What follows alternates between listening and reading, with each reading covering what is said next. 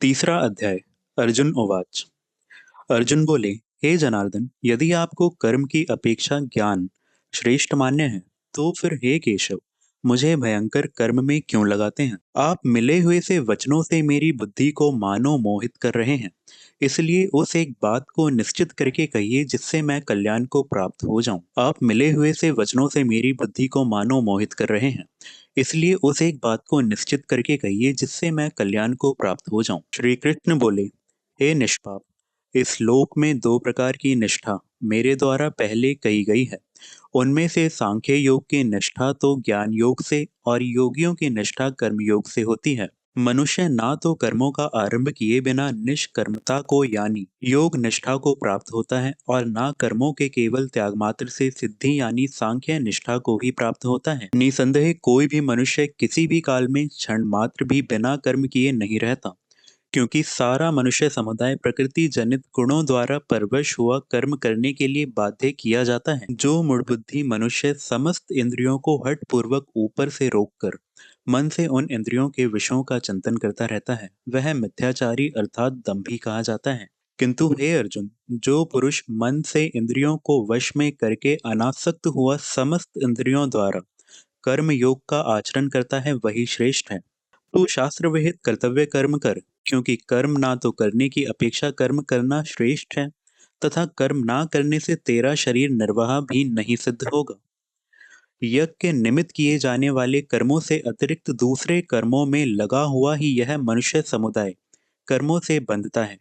इसलिए हे अर्जुन, तू आसक्ति से रहित होकर उस यज्ञ के निमित्त ही भली भांति कर्तव्य कर्म कर। प्रजापति ब्राह्मण ने कल्प के आदि में यज्ञ सहित प्रज्ञाओं को रचकर उनसे कहा कि तुम लोग इस यज्ञ के द्वारा विधि को प्राप्त हो और यह यज्ञ तुम लोगों को इच्छा भोग प्रदान करने वाला हो। तुम लोग इस यज्ञ के द्वारा देवताओं को उन्नत करो और वे देवता तुम लोगों को उन्नत करें। इस प्रकार निस्वार्थ भाव से एक दूसरे को उन्नत करते हुए तुम लोग परम कल्याण को प्राप्त हो जाओगे। यज्ञ के द्वारा बढ़ाए हुए देवता तुम लोगों को बिना मांगे ही इच्छा भोग निश्चय ही देते रहेंगे। इस प्रकार उन देवताओं के द्वारा दिए हुए भोगों को जो पुरुष उनको बिना दिए स्वयं भोगता है, वह चोर ही है। यज्ञ से बचे हुए अन्न को खाने वाले श्रेष्ठ पुरुष सब पापों से मुक्त हो जाते हैं। और जो पापी लोग अपना शरीर पोषण करने के लिए ही अन्न पकाते हैं, वे तो पाप को ही खाते हैं। संपूर्ण प्राणी अन्न से उत्पन्न होते हैं।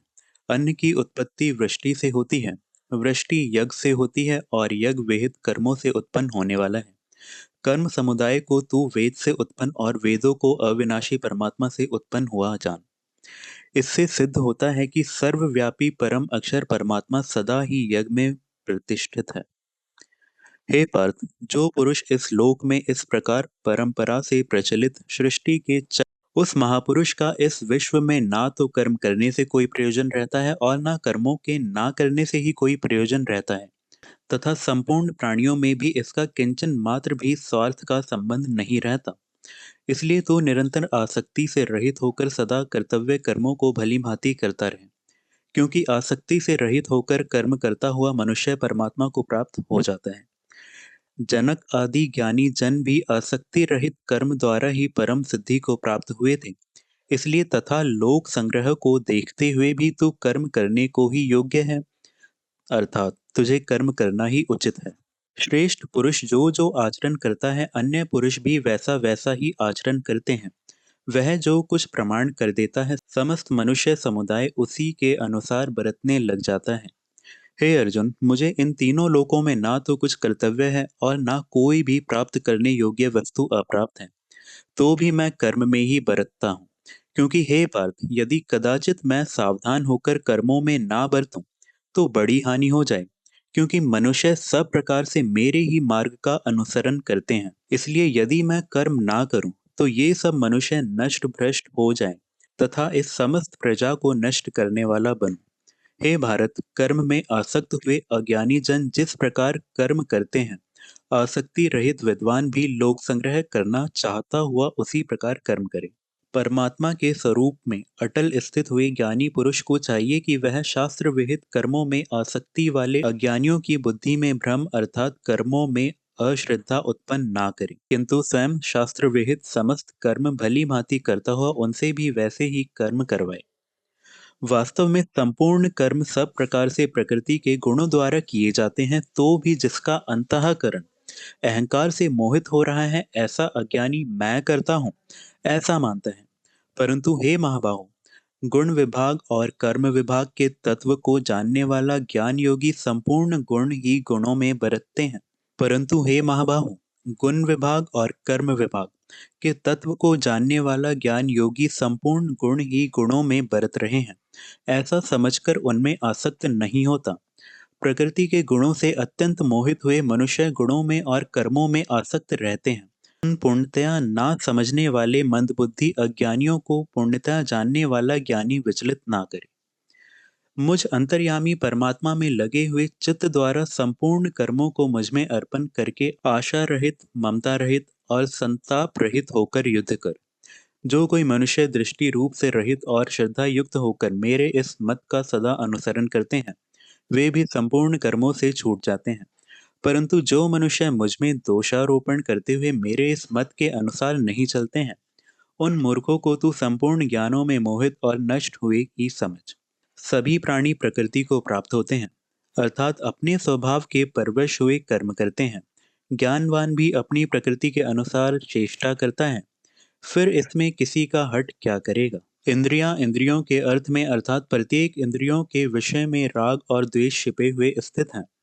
मनुष्य को उन दोनों के वश में नहीं होना चाहिए, क्योंकि वे दोनों ही इसके कल्याण मार्ग में विघ्न करने वाले महान शत्रु हैं। अच्छी प्रकार आचरण में लाए हुए दूसरों के धर्म से गुण रहित भी अपना धर्म अति उत्तम है। अपने धर्म में तो मरना भी कल्याणकारक है और दूसरों का धर्म भय को देने वाला है। अर्जुन बोले, हे कृष्ण, तो फिर यह मनुष्य स्वयं ना चाहता हुआ भी बालात लगाए हुए की भांति से प्रेरित होकर पाप का आचरण करता है। श्री कृष्ण बोले, रजोगुण से उत्पन्न हुआ यह काम ही क्रोध है, तथा बहुत खाने वाला अर्थात भोगों से कभी ना अघाने वाला और बड़ा पापी है। इसको ही तू इस विषय की वैरी जान। जिस प्रकार धुएं से अग्नि और मैल से दर्पण ढका जाता है, तथा जिस प्रकार जेर से गर्भ ढका रहता है, वैसे ही उस काम के द्वारा यह ज्ञान ढका रहता है। और हे अर्जुन, इस अग्नि के समान कभी ना पूर्ण होने वाले कामरूप ज्ञान योग के नित्य वैरी के द्वारा मनुष्य का ज्ञान ढका हुआ है। इंद्रियां, मन और बुद्धि ये सब इसके वास स्थान कहे जाते हैं। यह काम इन मन, बुद्धि और इंद्रियों के द्वारा ही ज्ञान योग को आच्छादित करके जीव आत्मा को मोहित करता है। इसलिए हे अर्जुन, तू पहले इंद्रियों को वश में करके इस ज्ञान और विज्ञान का नाश करने वाले महान पापी काम को अवश्य ही बलपूर्वक मार डाल। इंद्रियों को स्थूल शरीर से पर यानी श्रेष्ठ, बलवान और सूक्ष्म कहते हैं। इन इंद्रियों से पर मन है, मन से भी पर बुद्धि है, और जो बुद्धि से भी अत्यंत पर है वह आत्मा है। इस प्रकार बुद्धि से पर अर्थात सूक्ष्म, बलवान और अत्यंत श्रेष्ठ आत्मा को जानकर और बुद्धि के द्वारा मन को वश में करके, हे महाबाहु, तू इस काम रूप दुर्जय शत्रु को मार डाल।